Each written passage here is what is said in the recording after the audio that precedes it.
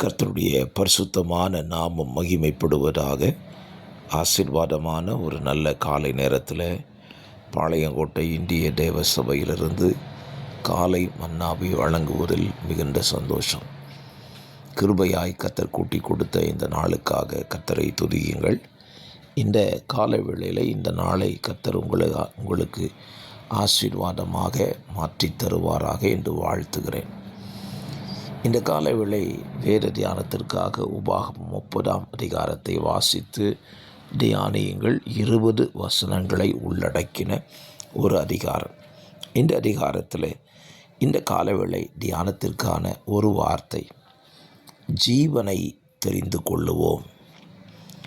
இந்த அதிகாரத்தில் தேவன் நமக்கு முன்பாக வைக்கிறேன் என்று சொல்லுகிற காரியத்தை பாருங்கள். 15ஆம் வசனம், இதோ ஜீவனையும் நன்மையையும் மரணத்தையும் தீமையையும் இன்று உனக்கு முன் வைத்தேன் என்று சொல்லுகிறார். அதே அதிகாரத்தை வசனத்தை 19ஆவது வசனத்திலையும் திரும்ப சொல்லுகிறார். சொல்லிட்டு ஆண்டவர் என்ன சொல்லுகிறார்? 19ஆம் வசனத்தின் முடிவில் நீ ஜீவனை தெரிந்து கொள் என்று சொல்லுகிறார். நமக்கு முன்னால் வைக்கிறத 4 காரியத்தை சொல்லிட்டு நம்ம தெரிந்து கொள்ள வேண்டியதையும் அவர் சொல்லுகிறார். ஸ்தோத்திரம். நமக்கு முன்னால் நிறைய சாப்பாடை வச்சுட்டு நீ இதை மட்டும் சாப்பிடுன்னு சொன்னால் நமக்கு எப்படி இருக்கும்? கஷ்டமாக இருக்கும்ல. அப்படின்னா நம்ம சாப்பிட வேண்டியதை மட்டும் நமக்கு முன்னால் வச்சுருக்கலாமே அப்படின்னு யோசிக்க தோணும். ஆனால் நம்ம ஆண்டவர் அப்படி அல்ல. நமக்கு முன்பாக எல்லாவற்றையும் வைக்கிறார். ஆனால் நாம் நன்றாய் இருக்க வேண்டும் என்று விரும்பி நாம் எதை தெரிந்து கொள்ள வேண்டும் என்பதையும் சொல்லி வைத்திருக்கிறார். மரணம், ஜீவன்,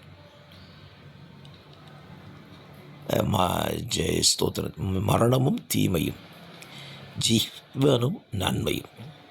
இதில் நம்ம இதை தெரிந்து கொள்ளணுமா? ஜீவனை தெரிந்து கொள்ள சொல்லுகிறார். எதற்காக? நாம் பிழைத்திருக்கும்படிக்கு, நாம் பிழைப்பதற்கு ஜீவனை தெரிந்து கொள்வோம். அப்படியானால் மரணத்தையும் தீமையும் தெரிந்து கொண்டால் நாம் பிழைக்க முடியாது. ஆகவே என்னை கேட்கிற அருமையான கர்த்தருடைய பிள்ளைகளை, இந்த காலவேளையில் உங்களுக்கு முன்பதாக தேவன் வைத்திருக்கிற எல்லாவற்றையும் கவனிக்க வேண்டாம். அவர் தெரிந்து கொள்ள சொல்லுகிற ஜீவனை மட்டும் கவனிங்க. அதை நீங்கள் சுதந்தரித்து கொள்ளுங்கள், தெரிந்து கொள்ளுங்கள். அப்பொழுது நீங்களும் உங்களை சார்ந்தவர்களும் பிழைத்து கொள்ள முடியும். பரிசுத்த பிதாவே, நாங்கள் தெரிந்து கொள்ள வேண்டியதை எங்களுக்கு கற்றுக் கொடுத்துருக்கிறீங்க. ஜீவனை மட்டும் தெரிந்து கொண்டு பிழைத்திருக்க எங்களுக்கும் வார்த்தையை கேட்கிற நம்முடைய பிள்ளைகளுக்கும் அனுக்கிரகம் செய்யும். இரட்சகராம் இயேசுவின் நாமத்தில் ஜெபிக்கிறேன் நல்ல பிதாவே, ஆமேன்.